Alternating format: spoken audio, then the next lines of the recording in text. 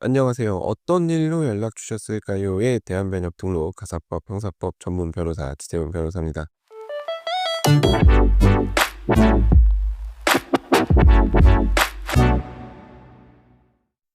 오늘은 다소 흥미롭지만 현실에서는 꽤 자주 발생하는 상황에 대해서 이야기해 보려고 합니다.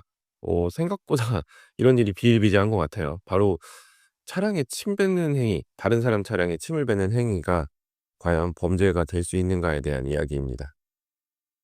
길을 걷다가 엉뚱한 곳에 차가 주차되어 있거나 혹은 평소 감정이 좋지 않던 사람의 차를 보면 그 차를 보는 것만으로도 화가 치밀죠. 그런데 그 순간 감정을 참지 못하고 상대방의 차량에 침을 뱉는 행동, 생각보다 종종 일어나는 것 같아요. 왜냐면 이런 일로 제가 상담 전화를 정말 많이 받거든요. 그러니까 물론 이런 행동이 결코 옳다고 할 수는 없겠습니다. 그런데 문제는 이 행동이 과연 법적으로 처벌받을 수 있는지, 아니면 단순히 도덕적 비난으로 끝나는지, 오늘은 이 부분에 대해서 조금 깊이 생각해 보겠습니다. 침 뱉는 행동, 음 재물손괴죄에 해당하지 않을까? 많은 분들이 궁금해하십니다. 차량에 침 뱉는 게 정말 처벌받나요? 결론부터 말씀드리면 재물손괴죄가 인정될 수도 있고 아닐 수도 있습니다. 형법업 제366조에 따르면 재물손괴죄는 타인의 재물 등을 손괴하거나 은닉한 경우 성립합니다. 여기서의 핵심은 손괴라는 개념입니다. 즉 물건이 물리적으로 훼손됐거나 본래의 용도대로 사용하기 어렵게 만든 경우를 말하는데요. 자, 그럼 차량에 침을 뱉는 경우는 어떨까요? 침이 묻었다고 해서 차량이 물리적으로 파손이 되거나 뭐 차 기능이 망가지는 것은 아닙니다. 단순히 닦으면 지워지니까요. 물론 그거를 뭐 직접 닦기가 상당히 그렇습니다만 어쨌든, 그래서 단순히 '침을 뱉는 행위는 재물손괴가 아니다.'라고 생각할 수도 있습니다. 그런데 꼭 그렇지만은 않습니다. 침 뱉기가 단순히 오염 수준을 넘어서 차량의 외관이나 사용 가치에 실질적인 손상을 줬다고 판단이 되면 당연히 이때는 재물손괴죄로 처벌이 가능하겠죠. 침이 마르고 얼룩이 져 가지고 차량 외관에 손상을 주거나 차량의 특수 세차 같은 걸 해야 될 정도라면 뭐 충분히 재물손괴로 판단할 수 있겠습니다. 차량 코팅을 다시 해야 된다든지 이럴 수 있잖아요. 그러니까 어 그리고 판례는 재물에 효용을 해야 한다고 하는 것은 사실상으로나 감정상으로 그 재물을 본래의 사용 목적에 제공할 수 없게 하는 상태로 만드는 것을 말한다고 판시하고 있습니다. 그리고 일시적으로 그 재물을 이용할 수 없는 상태로 만드는 것도 여기에 포함된다고 보기 때문에 누가 "침 뱉어 놓은 차를 내가 그대로 탈 수 없지 않겠냐."라는 주장도 해볼 법합니다. 그런데 뭐 이렇게 반문하시는 분들이 계시겠죠. "침 뱉은 거 가지고 무슨 죄냐. 이거 가지고 형사처벌 이런 거 할 정도는 아니지 않냐." 예, 실제 처벌되지 않는 경우도 많습니다. 근데 제가 생각할 때에는 이런 행동이 죄가 아니라면, 앞으로 사람들이 서로 기분 나쁘면, 정말 죄가 아니라고 땅땅땅 확정이 된다면 앞으로 사람들이 서로 기분 나쁘면 침부터 뱉고 보지 않을까요? 상대방의 소중한, 정말 차는 또 다른 감정이 드는 그런 물건인 것 같은데, 상대방의 소중한 차량이 함부로 행동했는데 아무런 처벌이 없다면 그 사회의 질서는 어떻게 될까요?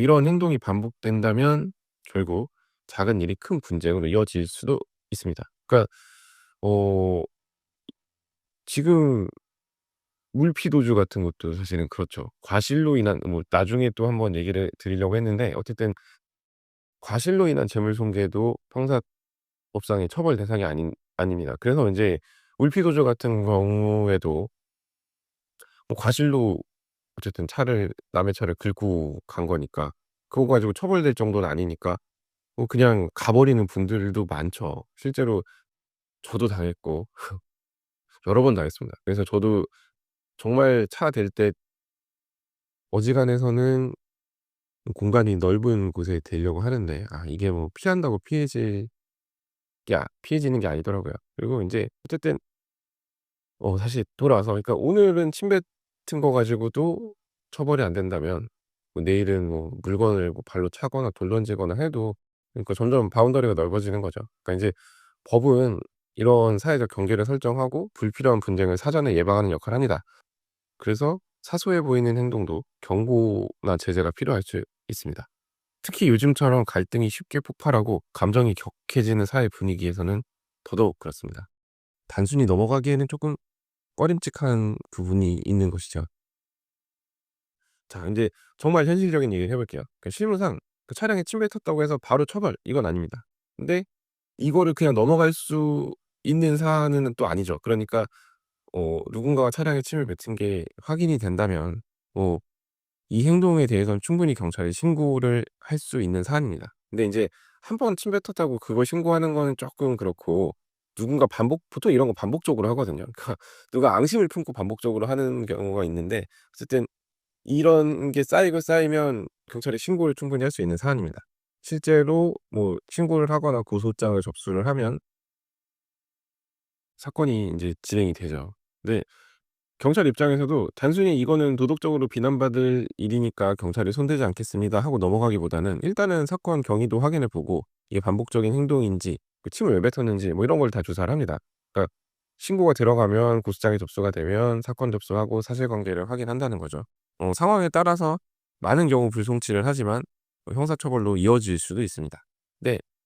침 뱉은 행위가 만약 재물손괴죄로 처벌받는다면 몇십만 원 정도 벌금형이 되겠죠.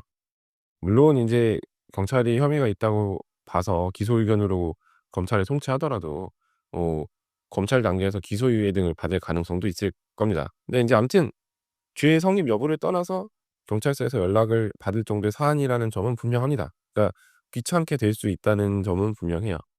그래서 실제 이러한 일로 경찰 연락 받고 상담 전화 주시는 분들도 많고요. 근데 인제 뭐 경찰 연락을 받았다고 상담 전화를 주시는 분도 있는 반면, 근데 이런 일로 경찰서 갔는데 이거는 좀 어렵다고 하면서 고소장 반려를 당했다고 연락을 주시는 분들도 있었고 그러니까 이거는 쪼끔 본인의 운에 달린 문제일 수도 있어요. 근데 이제 어쨌든 침을 뱉는 행동을 단순히 사소한 감정 표현 정도로 생각해서는 안 되겠죠.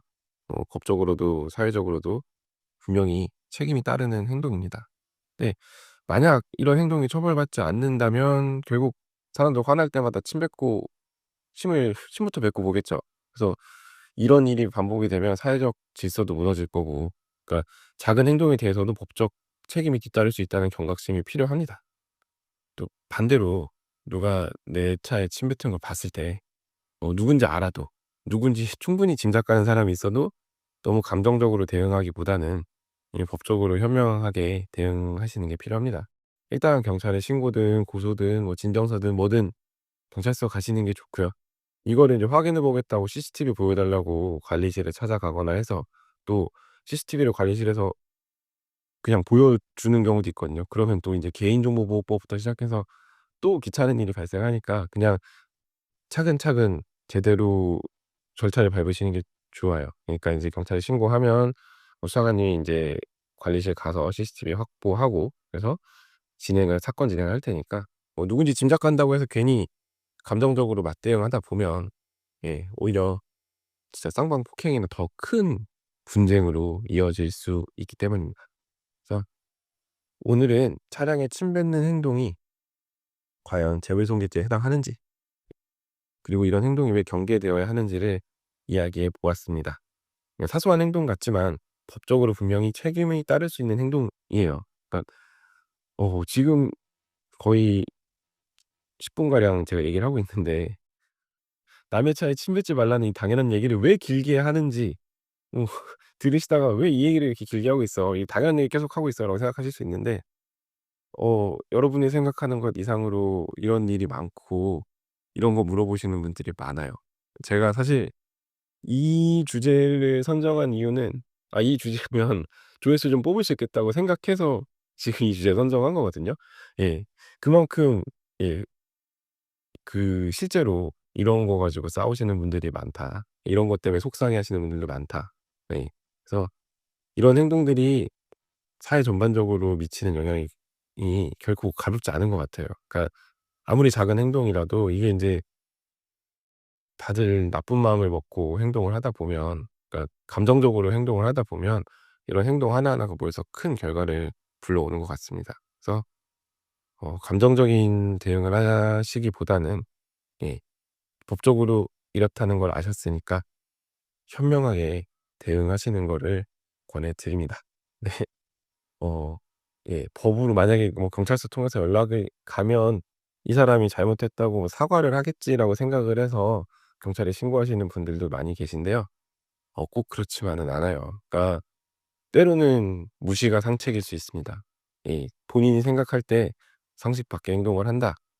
그러면 화나는 거는 제가 100번 이해합니다마는, 제가 만약에 누가 제 차에 침을 뱉었다고 해도 화가 많이 나겠죠. 근데 남의 차에 침 뱉을 정도의 사람이면, 나중에 이 사람이랑 진짜 뭐 예를 들어서 경찰에 신고가 돼서 어떻게 또 두 분이 연락을 주고받게 돼서 만나거나 뭐 합의를 하겠다고 연락을 주고받다가 더 큰 일이 벌어질 수 있어요, 더 안 좋은 일이. 그러니까 어 게다가 막 이제 만약에 그렇게 해서 합의가 잘 안 돼 가지고 이 사람이 처벌을 받거나 했다. 아니면은 처벌을 안 받았다. 만약에 이걸로 신고해 가지고 섣불리 신고했는데 이 사람이 처벌 안 받고 그냥 끝났다. 그러면은 신경이 훨씬 더 쓰이겠죠. 그러니까 예 어느 정도는 제가 참으시길 권해 드리고, 예 그냥 피해 가시길 권해 드리고, 감정적인 대응보다는 정말 법적으로 뭐 법적인 걸 떠나서 그냥 정말 현명한 대응을, 인간적으로 현명한 대응하시는 것이 중요하다는 점을 꼭 기억하시길 바라겠습니다. 자, 오늘 제가 준비한 얘기는 여기까지이고요. 오늘도 끝까지 들어 주셔서 감사합니다. 자, 다음 에피소드에서는 더 흥미롭고 유익하고 현실적인 그런 법률 이야기로 찾아뵙도록 하겠습니다. 이상 대한변협등록 가사법 형사법 전문 변호사 지세훈 변호사였습니다. 감사합니다.